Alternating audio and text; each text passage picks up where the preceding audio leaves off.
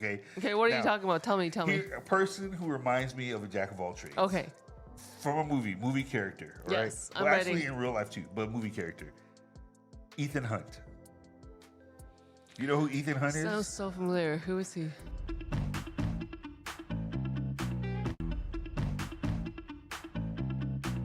Hello, and welcome to another episode of Unanswered. where we will always try to think, question, and connect. My name is Joe, I'm Joyce. and we are. Why are you laughing at me? You want me to use my radio man voice? Thank you for another unanswered and welcome. No, but yes, we're Joe and Joyce, and we live in Saudi Arabia in The beautiful city of... Jazan. Yes. So if you don't know where Jazan is, it's way, way, way down south. We live not very far from the Red Sea. It's a beautiful place. You guys have to come down and visit it at some point. But it's a great place in Saudi. I mean, I don't think we were just talking to another friend the other day, and we were saying how southern food in many countries are better. So southern food is always the best, Yes, right? like No matter what southern country. China, Right. southern America, Southern U.S. Ooh, no. Make you wanna- southern Saudi Arabia. Like it's just like I don't know why. It seems to us. Do you think that's true? Yeah. Let us know Let in the us comments. know wherever us know you're in the from. comments, yeah. If the south of France. Yes. Let Yeah, us there's know so if many you things. agree with that. That Yes. southern food in most countries is usually the best food within that country. I think it's right, but we digress. We're an American couple living here in Jazan, Saudi Arabia, and as we said before, we love to think, question, and connect. But we also love to bridge generations, nations, and stations. The way we do that by to answer big questions of life and Yes. things like that. The way we do that is by using. Idioms, and sayings, proverbs, phrases, all of that good stuff. Yes. To answer some of the big questions of life. And so that's what we're doing today. We have a good one for you today, one that I'm kind of excited about. Yes. But before that, before we do all that, that was my fault. Before we do all that, subscribe. Oh, I cannot believe that is the one thing we have to make you guys do. Yes. Before we do all of that, make sure you go down there and subscribe and follow us on your favorite social media platform.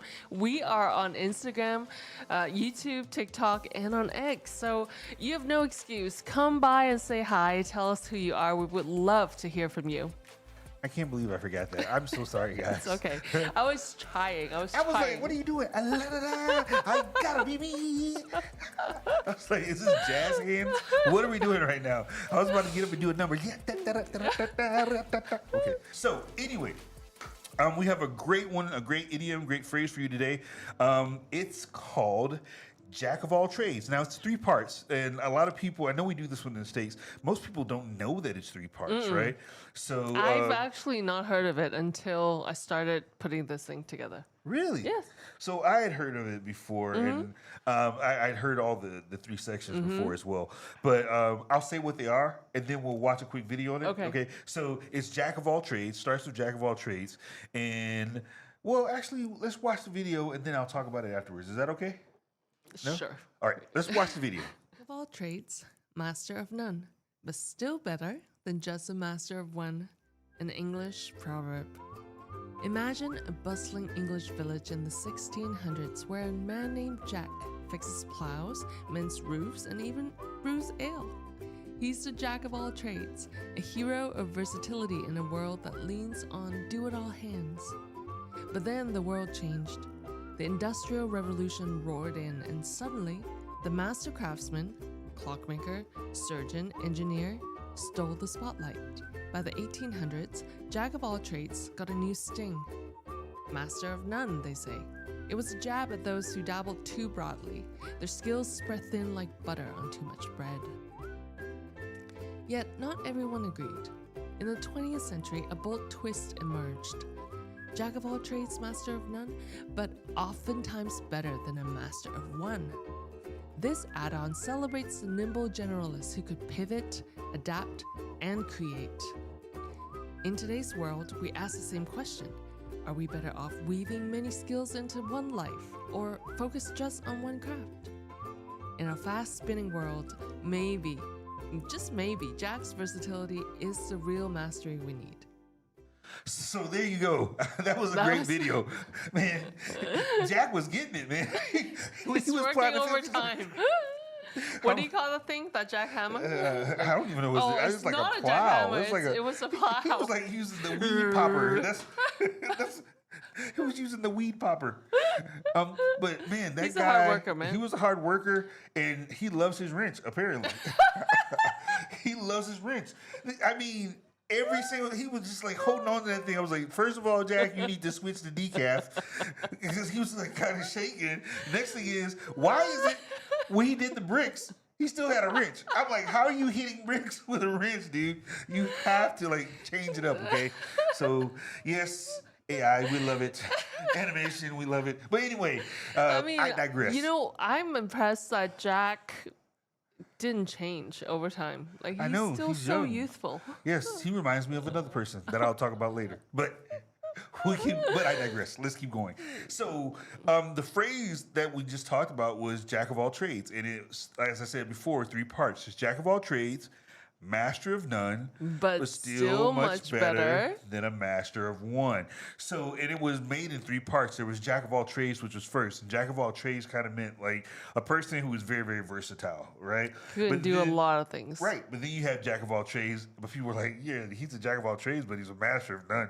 You know, meaning that, well, he might be versatile, but he's not a master in anything. Well, in the 1900s, when Industrial Revolution kicked in, right? Everyone is like kind of specialized, right? Right. Like, so I think I understand. I mean, Yeah. that's the times. But I like the third part because Yes. it goes jack of all trades, master of none. But that's still much better than just a master of one. Yes, sir. But so the question becomes with this phrase and how it's kind of evolved. What's the best? Is it best to be more versatile and be like a jack of all trades? Or is it better to be like just that master, that subject matter expert or whatever the case may be? I mean, it really depends. Okay, I think it depends on when you're born. Really? Yes, absolutely. Like I said, like, if you were born in the 1900s, like the whole society is trying to like kind of categorize itself, right? Right. Everyone's trying to be the subject matter expert. Like that's when, Like really hone in on one thing and do that one thing very well. Yeah. And then like it was that way for like close to 100 years. Yeah, I guess when 'Cause you're talking you about could- apprenticeships and things like that. And you think about our grandparents' generation, like my grandparents like had one job all their lives, right? You had one job. Like my maternal grandfather was a Chinese pharmacist, Oh, wow. and he was a Chinese pharmacist all his life. All of his life. Right? Wow. So my paternal grandfather made oyster sauce.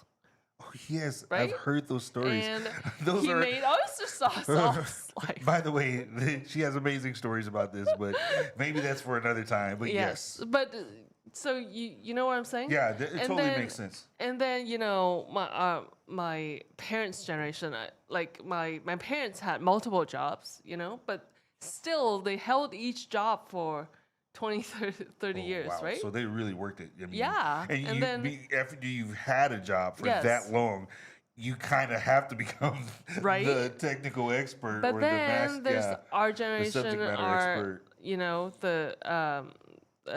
the millennials, and then now the Z's and the alphas. Like it's a completely different ball game. Right. We were talking to our dentist friend.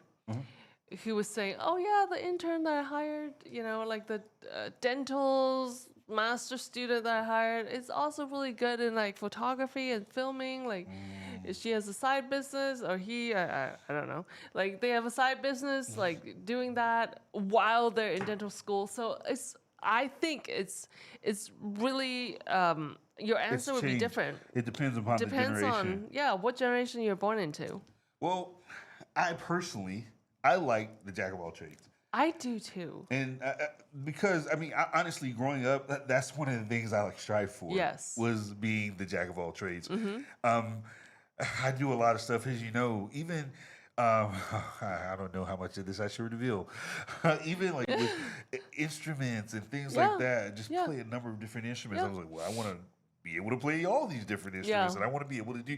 And it was just really cool because at any time, if somebody wanted you to do one thing, and I was, well, yeah, I kind of know how to do some of that. And I mean, with a lot of different things, well, I kind of need this fixed. Well, I actually know how to do that. I Yeah. love that idea of being the Renaissance man, Yeah. of being versatile and able to kind of pitch in whatever way. Kind of can jump into any situation and find something to do.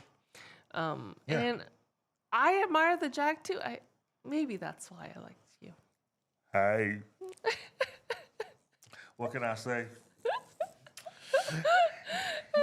No, but it wasn't like trying to puff up my own head or anything, but yes, I just No, I love the think it's fact of very being like very impressive. versatile. I think it's very impressive. Like whenever I find or meet someone who has a wide array of skills, I'm just like I'm very impressed because it's like wow, like most people spend their they go to school for 4 years for one thing. Right.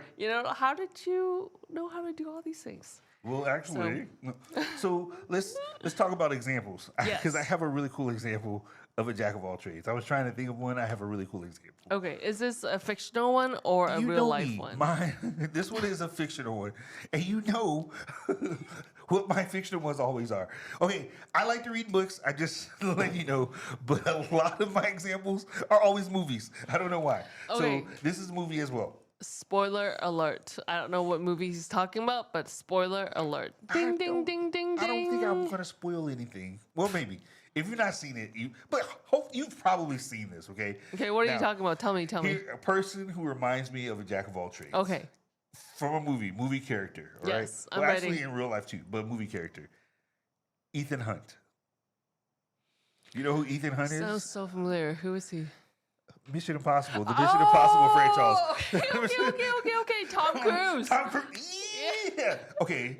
Now I'm just giving a shout out to my guy Tom. Hey Tom, if you're watching today, make sure you leave a comment. Oh my You know what? gosh. Do you know how I would freak out if Tom Cruise actually came and left a comment on our page? I know it's not going to happen, but if that did, that would be. I'm like, okay, I'm done. No.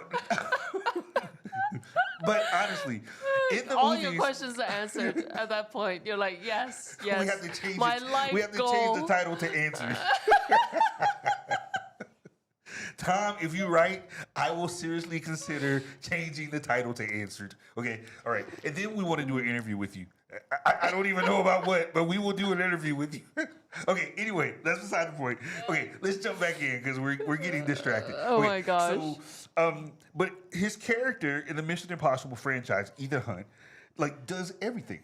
He does a really little does. bit of everything. Okay, let me think. Espionage? Espionage, He can escape from arrest? hand-to-hand combat. Yes. He was a pilot. He drove drives motorcycles. cars like He's a crazy parachuted maniac. out of planes. Yes. He's held on the planes. He's done cliff Climbing. climbing like a bunch of times. And then he hacks, he steals. He does diving. He would like hold his breath for super long. And then he impersonates, like he Yeah, the, pretends to be a different person. The disguise, espionage, whatever disguise. I mean, that is to me It is a a jack of all perfect trades. example of a jack of all Yes. trades. And the wild part is that, like, while he does good in each one, even like what is it? Oh, I'll give you that example in a second. But while he does good in all these different areas, he also calls in experts, right? So, like in the one movie, this is the spoiler alert. The latest movie that he was in, I forgot the lady's name, but Haley Atwell. yes.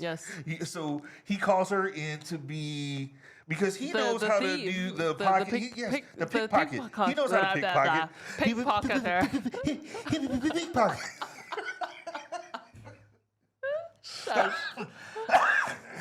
So he calls her in.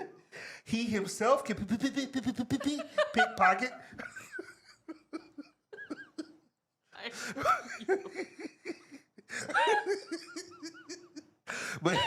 But he also calls her in because she's a master at pickpocketing. And so with I can't say this word again because no, this episode is going down the tube fast. Okay, all right. So he calls her in because she's such an expert at it, right? And in fact, she's so good at it that at the spoiler alert, at the end, yes, she's the one that has to switch. Yes, because the key. Right, because of how much of an expert. Because she's so fast. She's so fast, right? And so he's the jack of all trades, and he's good at a number of different things. But he calls in the expert, like the expert computer hacker or the expert, in order to he realizes and appreciates other people's specialties. And that's what I love about him. And I think that's part of the draw of the movie, or that character within the movie. They use him to get things done because they know he has this vast array of skills. Right? I mean, like, who else? Who else can do what he does? Right. That's I what mean, they say it. They say it in the movie too. Now, you know, all the government people, all the like suits. Right. They're like, who else? Who else do you call? Who else would do this? But here's the cool part. I mean, he had to learn some of that stuff, or much of that stuff, in real life. And so, you mean Tom? Tom Cruise. Okay. He had to learn much of that stuff in real. Now, by the way, let me just throw in a disclaimer, or not a disclaimer, but just digress for a moment, as we typically do. If you go back and watch the first Mission Impossible, right? There's like what, 7 or 8? There's 8. There's 8 of them now. Mm-hmm. If you go back and watch the first Mission Impossible, like Tom Cruise looks like a baby. Oh my gosh, like, he is like. You're so cute. That's my little Hercules. Okay.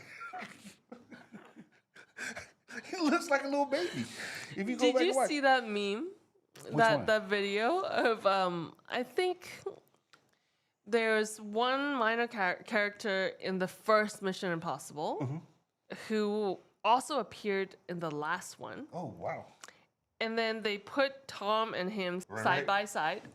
And then the other guy, like, it's like an old dude now. Tom is like a vampire. Like, literally. That's exactly what they said. Like, who's the vampire now? That dude does not age. That's what I'm saying. Like, what are you doing, man? You need to let the rest of us know, okay? Honestly, I know he's not watching this, but if you do watch it, I'm just saying, like, give us your regime, all right? Oh my goodness. Give us your whatever it is that you're doing. Give it to us, okay? That is so cool. Yes. All right. So, with all that being said, like, I think he had to learn a number of those things in real life as well, which I kind of attributes to that once again, jack of all trades. He has stunts, right? Yeah, he does. Okay. He does his own stunts. No. What? He does his own stunts. All of them? He does his own stunts. Okay, I need to look this up. Yes, look it up. He does his own stuff. The plane? Yes, he does his own stuff. The cliff thing where he jumped, he does his own stunts. That is on another level. I don't know how old this guy is. Like, I mean, the next Mission Impossible is going to be like Mission Impossible Ethan Hunt battles arthritis. Nobody beats arthritis. It's like, who knows? Okay. Oh my gosh. All right, but that's a bad joke. I'm sorry. Let's keep going. All right. But with all of that being said, I think in getting serious, I think there's something to be said about being versatile, right? Yeah. And we're talking about being versatile from a skills level, but I think also it's easy for us to transfer that even to how we interact with people and how we approach people in our mindset. I think that is much better for us to be versatile or open to diverse ways of even thinking and approaching issues and approaching problems instead of just always looking at a problem from one way and from one direction. Does that make sense? I agree.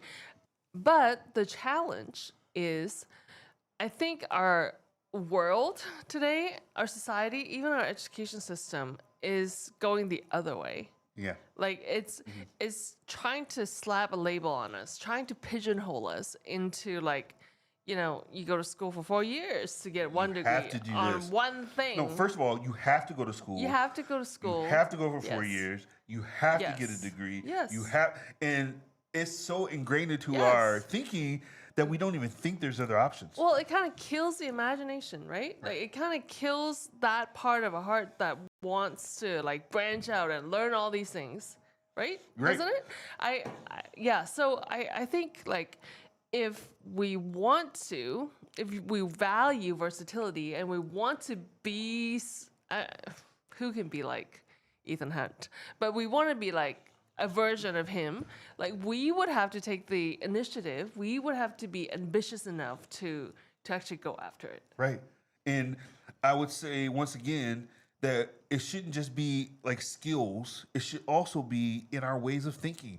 I would say even venturing out in the things that we believe and understanding like what other people believe, and because it widens our worldview and helps us to see the strengths and the positives in different cultures. And I think if we start to do that, once again, that helps us because it helps us to see the one thing that we always say: there's more that unites us than there is that separates us. Yes, absolutely. And I think that part is one of the most important parts. If we can get that through our heads, open up your eyes, open up your minds, look at things from a different perspective. Be versatile in your thinking. Be versatile in the way you reach out to people. Be open to meeting other people and looking at them from things from their perspective. I think that is so positive because and I think it's actually dangerous for us to get so stuck in one way, right? Because we'll start to miss things. Yeah. Does that make sense? Yeah. And I think nowadays it's with the internet, with social media, it's so much easier for us to do that because the world is literally at the tip of our fingers, right? And it wasn't like this 20 years ago, 30 years ago, right? And but there's I totally agree with what you're saying. There's tremendous value in learning about different cultures, different languages. Because I always say this, language and culture is inseparable. So closely, they're so closely intertwined. It's one and all, you know? Like you can't learn a culture without learning its language. You can't fully understand a culture without learning part of the language. And you can't learn a language without learning the culture. It doesn't mean that you have to embrace every aspect of it, but learning it broadens your horizon. Like, because like we always say, and maybe we'll do an episode on this. Every language has its own way of describing certain things, like how a dog barks, how a rooster crows. It's with the funniest thing. We'll do an episode on it. We won't do it today. No. But it's hilarious. But then, like, it opens up a new window for us to see what other people see. Not only to see what other people see, but to be able just to connect with other people as well. I love what you brought up about languages because it's so true. I love the fact of just doing a little bit from each letter. Hello, ni hao, ni zamiyan. Being able to terima kasih, selamat pagi, assalamu alaikum. Yes. I mean, being able to say just a little something from each like culture, each language that you encounter, it goes such a long way. Yeah. Because people love to be able to connect, or it's easier to connect with people, like when you are speaking their heart language, right? When you're speaking their language, it's so much easier to connect with them. And so just to be able to open or widen our worldview and our perspective, I think once again, that helps to unite us. It helps to do what we love to do, which is bridge generations, nations, and stations. Yes. And it will also help us to gain more skills and be more versatile. Absolutely.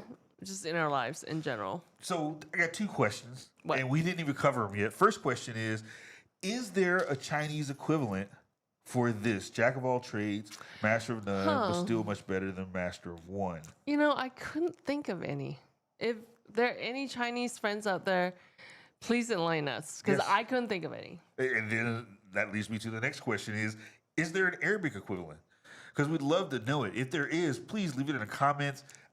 I want to know what Jack's name is in Arabic. It's probably Ali or Sultan of all trades. Whatever it is. It's like, let us know If there's an equivalent in Arabic, we'd love to learn how to say it as well. Leave us a comment about it. We'd love to hear about that as well. And then let us also know, what do you think? Which one do you value or prefer more? The versatility or the master and the tech expert? Let me say this. We need the master. I was just going to say that. Literally. I So stole read your my mind. line. No, you didn't steal it. We need you're the welcome to masters. it. Like, I don't want to, if I have to have heart surgery, I don't want to go to a jack of all trades. I want to go to the master of cardiology. You want to go to the master of cardiology, but the master of cardiology has to be a jack of all trades because he may know a lot about the heart, but he also needs to know how to sew you back up. I'm just saying. Well, I mean, like that. I'm just if saying. he's a surgeon, he should have gone to school for that. Right, but I'm saying that within that, there's a vast number of things that they have to do in order to get that. So even though he may be the tech expert in this area or subject matter expert in this area, there's still a lot of versatility that they have to encounter in order to get to that place. Yes, I just want to make sure you guys don't think that we're dissing the masters. We're not. We need the masters. We need the tech expert. Like, we need the architects. subject matter expert. Yes. We need the the doctors, the engineers. Yes, we need them. We need them. Those that specialize it, Yes. we need them. And Yes. and it's always beautiful to see them do their work because they're such experts. They're so good. And they just make it look easy, right? But at They the same make time, it look easy. They make it look easy. And then when you try to do it, you're like, I feel like a fool. It's like, have you ever watched ballet or gymnastics for like 2 hours straight? And then like afterwards you're like, Ask me that question again. it Have always you ever happens. watched ballet?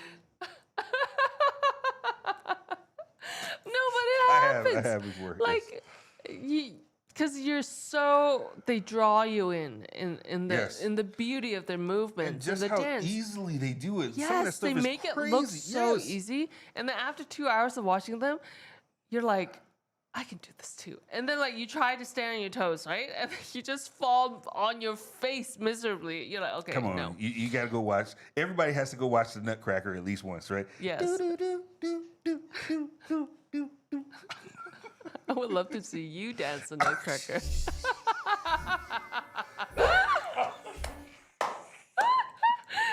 You're a jack of all trades, but that's one thing. No, that, wait.